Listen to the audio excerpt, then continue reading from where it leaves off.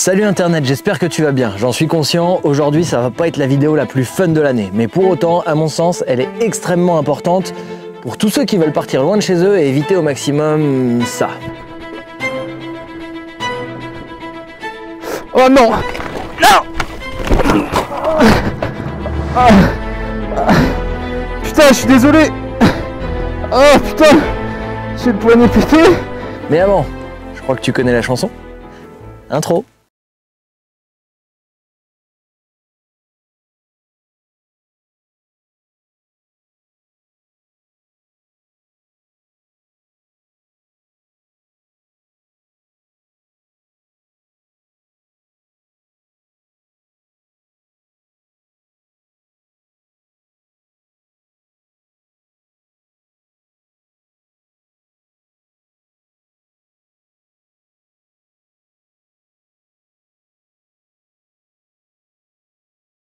Avant toute chose, Internet, on va se mettre d'accord sur une définition commune de ce qu'est un accident de la circulation.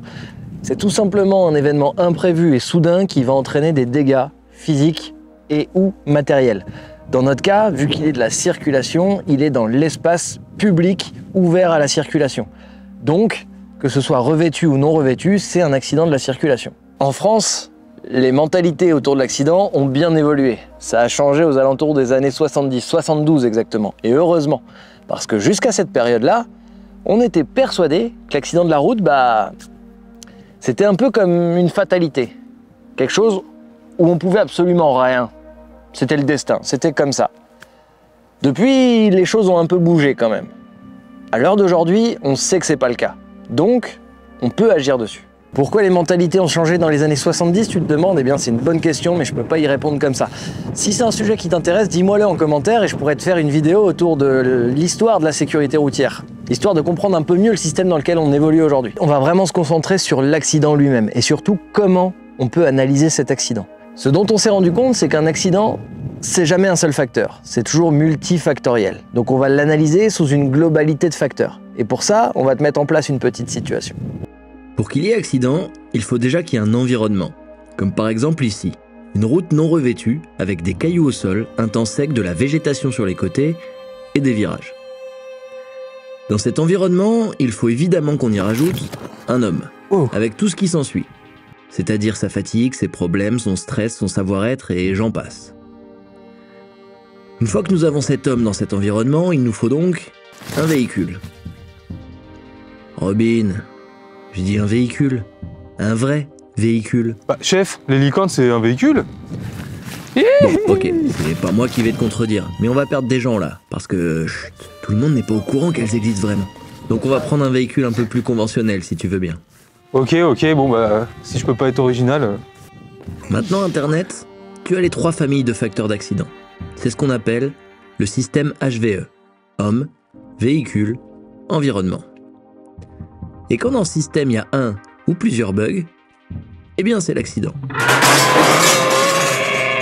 Le facteur environnemental est impliqué dans 34% des cas, c'est-à-dire l'état de la route, la météo, la végétation, etc. Le facteur véhicule, quant à lui, est impliqué dans 13% des accidents, c'est-à-dire des pneus en mauvais état, des mauvais freins, des suspensions, d'un problème d'électronique, de l'éclairage et j'en passe. Le facteur humain est quant à lui impliqué dans 93% des accidents, c'est-à-dire le téléphone, l'alcool, la vitesse, la ceinture, et j'en passe évidemment. Avec ce système multifactoriel, tous les éléments doivent fonctionner ensemble. Donc s'il y a un élément qui bug, il se passe pas forcément grand-chose. Et encore heureusement. Si je prends mon téléphone, je vais pas forcément avoir d'accident. Mais plus il va y avoir d'éléments qui bug, plus la probabilité qu'un accident arrive va augmenter. Donc si j'ai mon téléphone en ayant bu sur une route que je connais, là, tous les feux sont au vert pour que j'ai un accident. Et si tu te poses la question du pourquoi les pourcentages que je t'ai affichés tout à l'heure ne font pas 100% mais les dépassent, c'est justement pour cette raison. L'accident est toujours multifactoriel. Donc dans 93% des cas, oui, l'homme est impliqué dans l'accident, directement le facteur humain. Dans 13% des cas, son véhicule l'est. Et dans 34% des cas, l'environnement dans lequel il était est impliqué. Et si on pousse même le bouchon un petit peu plus loin, qui gère l'environnement sur lequel on circule? C'est l'homme. Et qui gère l'entretien de son véhicule? C'est l'homme. Donc ce qui est au centre de l'accident, malheureusement, c'est l'homme. Ce qui fait qu'un accident mortel peut se transformer en accident grave ou ce qu'un accident grave peut se transformer en accident anodin, c'est justement ces facteurs-là. On va jouer sur l'homme, on va jouer sur l'environnement pour le rendre de plus en plus sécuritaire et on va jouer sur le véhicule avec de la sécurité active et passive pour essayer de diminuer au maximum les conséquences de cet accident. Nous, dans notre situation spécifique, on voyage. Donc l'environnement dans lequel on va évoluer ne va pas être celui qu'on connaît en France parce qu'on a la chance d'évoluer dans un pays développé où la sécurité routière est quand même au cœur des enjeux depuis de nombreuses années à l'heure d'aujourd'hui. On va partir avec un de nos véhicules, donc en théorie il sera en bon état et généralement assez récent. Par contre nous, il va falloir qu'on se prépare. On ne va pas pouvoir aborder le voyage de la même façon qu'on aborde la circulation chez nous. Si on se blesse ici, en très peu de temps, les secours seront prévenus et les secours vont pouvoir intervenir. Si tu te blesses en voyage dans un pays reculé quelque part dans le monde, le ticket moyen c'est 5 heures et encore quand ça se passe bien, avant que les secours interviennent. 5 heures, c'est long.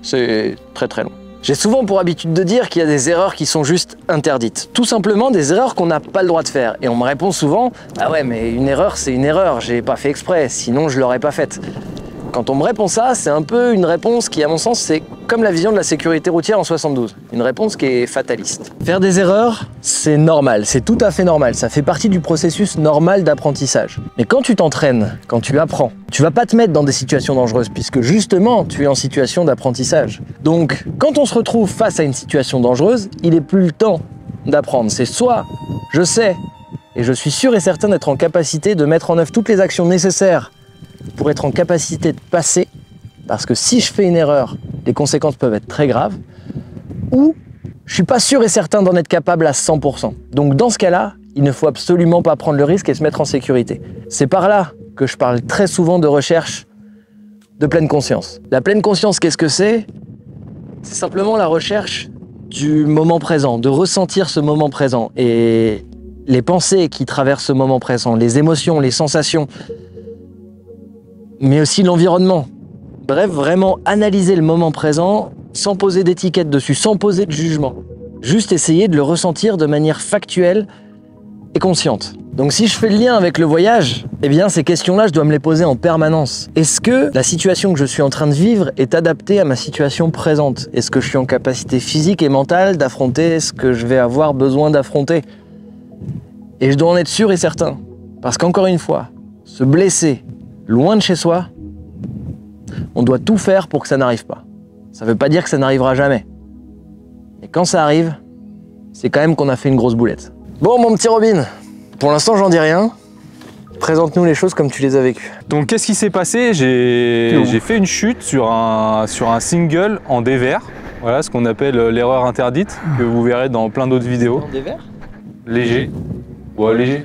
Comment ça s'est passé? C'était dans une descente. Je me suis dit ok, bon bah c'est bon, c'est une partie plutôt droite. Du coup j'ai remis les deux pieds sur les cale-pieds, sauf que j'ai fait un départ un peu mou et du coup je me suis fait arriver au milieu de cette petite descente là, je me suis fait emporter du mauvais côté et je suis tombé dans un espèce de trou, enfin une rivière asséchée qui longeait en fait ce petit single. T'es bien tombé 3-4 mètres plus bas. Hein. Ouais, je suis bien tombé, ouais.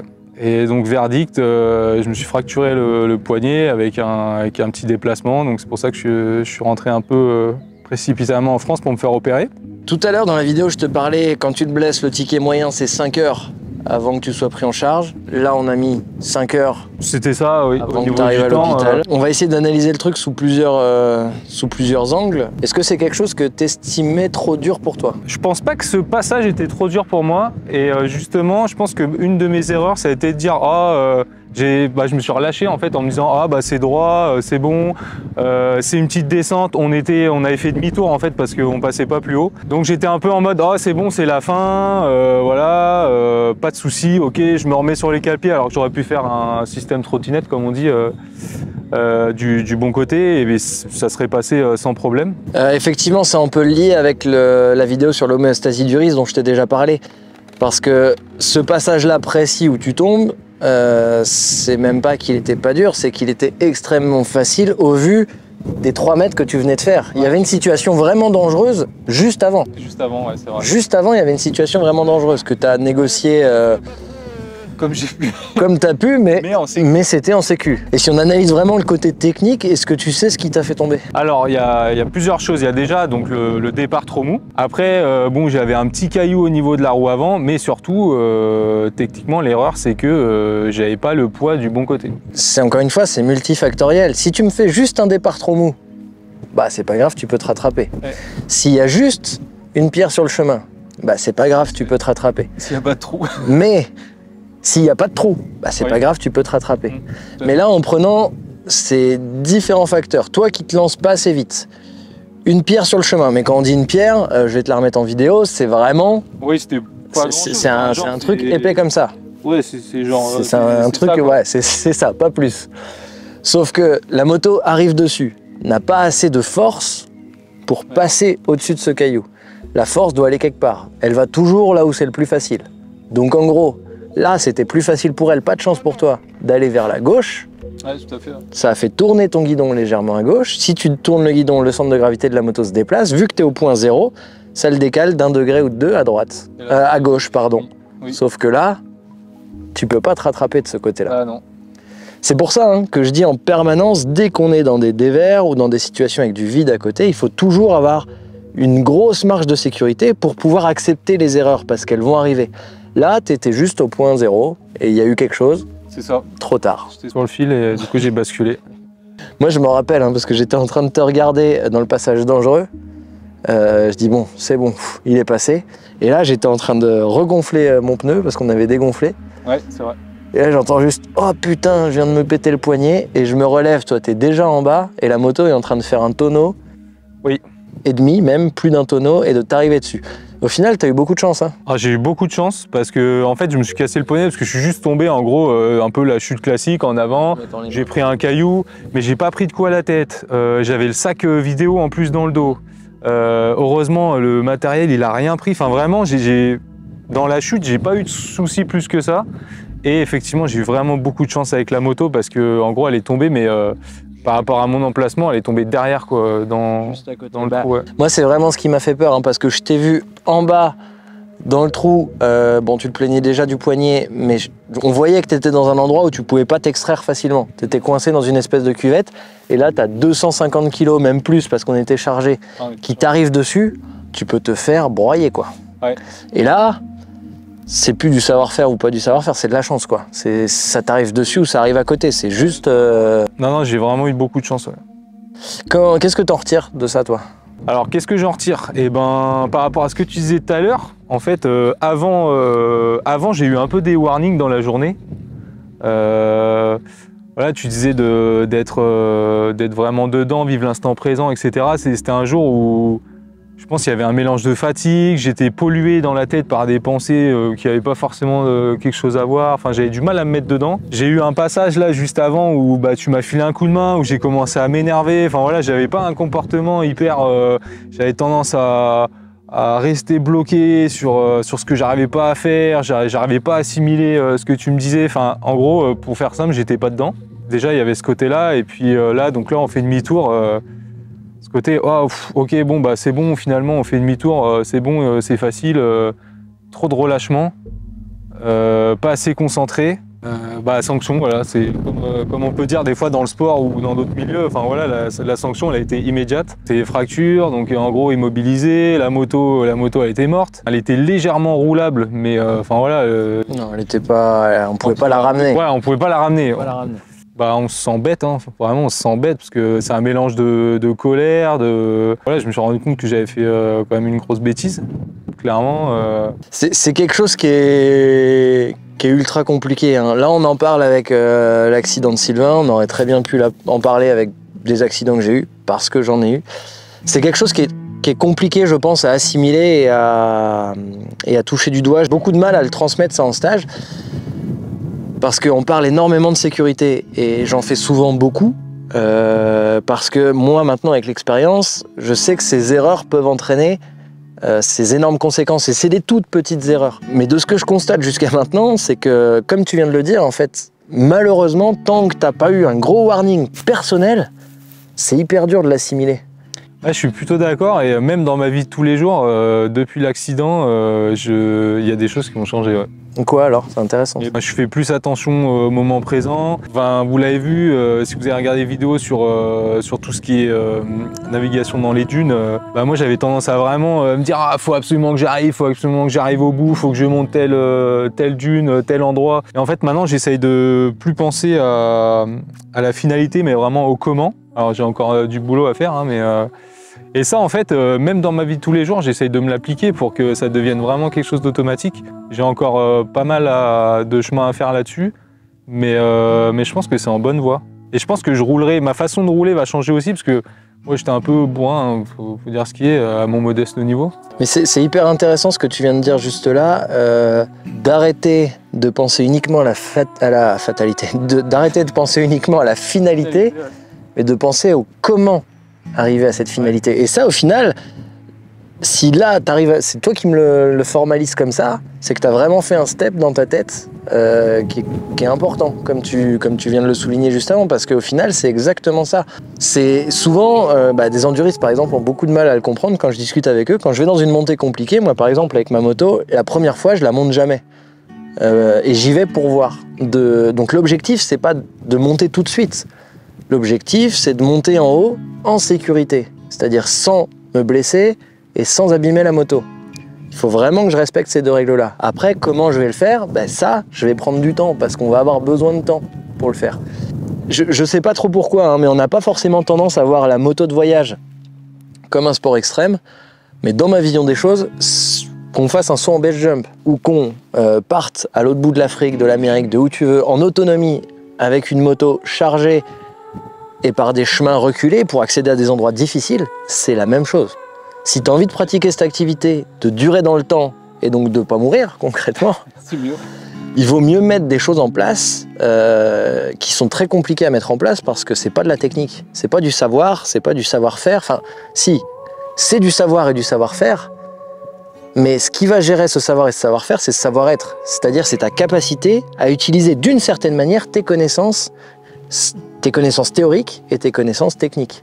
Et c'est ça qui est le plus dur, en fait. C'est travailler ton savoir-être. Et ça, malheureusement, il n'y a que toi qui peux le faire en intrinsèque. Les gens peuvent t'aider. Moi, dans les stages, il y a une énorme notion à travers ça. Mais j'aurais beau te dire, là, ce que tu viens de faire, c'est très dangereux.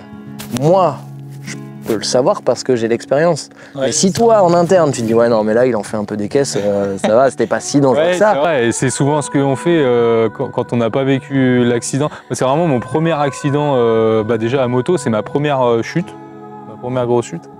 Et c'est vrai que tu as toujours tendance à dire, ça arrive qu'aux autres. Mais là aussi où c'est important, c'est, je pense, faut apprendre aussi à prendre le temps. C'est vrai qu'on a tendance à se dépêcher, se dire ah ouais non mais il faut que je monte le plus vite possible parce que je sais pas, parce que j'ai les copains, parce que. Enfin il y a peut-être un peu une notion de fierté aussi hein, qui rentre là-dedans, se dire ouais mais machin, je veux faire ci, je veux être le premier, je veux faire ça. Et en fait des fois juste prendre voilà 1, 2, 3, voire 4 essais, ça peut être vraiment un plus ouais. Passer ce cap de dire en fait si j'arrive pas du premier coup c'est pas grave, même du deuxième coup c'est rien en fait. Le but c'est d'y arriver au final et en sécu quoi. Tu pourras hein, je pense rencontrer des personnes qui sont excellentes dans leur domaine, tout sport extrême confondu. C'est des personnes qui ont très peu de fierté, qui ont très peu d'ego, qui ont appris à danser dessus sans aucun problème, qui font les choses pour elles et non pas pour les autres, et qui s'entourent de gens comme ça. Parce que si tu veux aller loin et évoluer dans ta pratique, tu ne peux que t'entourer de gens comme ça. Parce que soit derrière, tu vas amener des gens qui vont avoir de l'ego et de la fierté, et dans ces activités-là, à un moment donné, ça entraînera l'accident de trop, qui vraiment, au pire, ça sera la mort ou te paralysera ou autre chose. En général, donc tu peux pas te le permettre, ça. Si t'as pas fait ce travail mental sur toi en amont, tu peux pas te le permettre. Et souvent, ce que je remarque, c'est qu'en voyage engagé, comme on le pratique, cette notion-là, elle est dure à percevoir. Parce qu'on fait de la moto c'est perçu dangereux par beaucoup de gens en France, ce qui peut l'être, hein, parce que c'est 1,2% du trafic routier et c'est un peu moins de 20% des tués chaque année, donc le ratio est est juste énorme. Mais ce qui est dangereux, c'est pas la moto au final, c'est pas les drogues. Enfin, je fais un parallèle avec les drogues, il était peut-être un peu violent, mais c'est comme si on prend les drogues. Ce qui est dangereux, c'est pas la drogue, c'est l'utilisation que tu fais de ce produit. L'alcool, c'est une drogue comme les autres. Si t'en prends de temps en temps, il n'y a pas de problème. Si tu commences à en boire tous les jours, ça devient un problème. Donc c'est pas le produit qui est un problème, c'est ta façon dont tu utilises le produit. Et ça, c'est vrai pour tout en fait. Ouais, pour tout. Enfin bref, là on a dévié un peu dans de la philo, on est parti loin. Un peu daron. Ouais. Non, mais c'est pas daron, c'est de l'évolution de la pratique. Et si tu veux aller loin dans cette pratique, encore une fois, si c'était un discours daron, c'est tu dis ouais aux autres fais pas ça ou machin. Là c'est pas pour les autres, c'est une réflexion qui est personnelle et on l'a déjà dit avant. Tu pourras dire ce que tu veux aux autres, tant que ça sera pas un choix personnel et intrinsèque, ça pourra pas se passer. Donc la petite étincelle, elle doit venir de chaque individu. Bon voilà Internet, j'espère que cette vidéo pourra t'aider un peu dans tes réflexions de voyage et t'aide surtout à comprendre un peu mieux un accident et surtout peut t'aider un peu mieux à conscientiser comment l'éviter. Si t'as des questions, n'hésite pas à les mettre en commentaire. Tu veux rajouter quelque chose ? Alors c'est pas par rapport à la fierté, mais après l'accident, j'ai pleuré un bon coup et franchement ça me fait vachement de bien. Parce qu'en fait j'ai évacué, j'ai dit ok laisse-moi 5 minutes, enfin je me souviens, j'ai dit écoute laisse-moi 5 minutes. Genre parce que j'avais un mélange de colère, de honte, de je viens de me péter le bras, je viens de péter la moto. Et ben j'ai pleuré un bon coup, j'ai soufflé un bon coup. Et après, ben voilà, on a fait ce qu'il fallait, on a mis la moto en sécu, Tom il est allé chercher le véhicule, etc. Mais encore une fois, il y a toutes ces émotions qui arrivent après, ça sert à rien de les refouler, il faut encore une fois les accepter. De toute façon, c'est fait, c'est fait. Ouais. On en est là. Comment on évite que ça empire et comment on gère le plus en sécurité la situation qui est la nôtre, celle de toi et moi, perdus au fin fond de l'Atlas, dans un endroit hyper reculé, ta moto au fond d'un ravin et toi le poignet cassé. Comment on s'en sort? Et puis si je peux encore ajouter quelque chose, c'est aussi le fait d'avoir reparlé de l'accident, que ce soit avec toi, enfin voilà, on a débriefé avec, moi j'en ai parlé avec ma conjointe, et ben en fait ça permet de conscientiser, de vraiment analyser, et c'est intéressant du coup. Nous on en a parlé beaucoup sur le coup, et dans les jours qui arrivaient, on n'en a pas beaucoup reparlé depuis. Mais c'est quelque chose qui marque. Moi je sais que au Maroc aussi, je me suis fait une clavicule, situation débile, complète, au milieu du désert, tout seul. Et moi j'ai vraiment eu une prise de conscience sur cette situation-là. Et comme tu l'as dit, il y a un avant, un après. Ouais, je pense, ouais, vraiment. Il y a un avant, un après. Bon, à l'internet, nous on est frileux, on est dans le sud, il fait moins de 20 degrés, là on commence à avoir la chair d'ampoule. Il reste plus qu'une seule chose à te dire. À la revoyure.